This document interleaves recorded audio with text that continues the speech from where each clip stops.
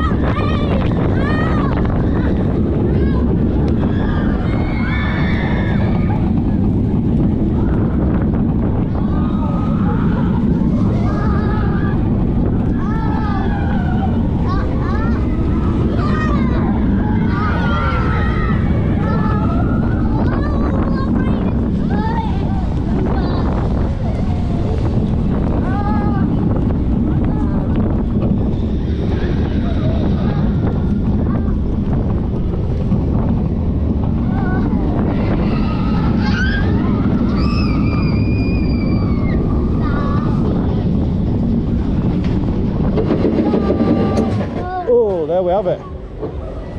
That was painful. Not because the ride was rough, but because it's like having hailstones thrown in your eyes. Anyway, there you go.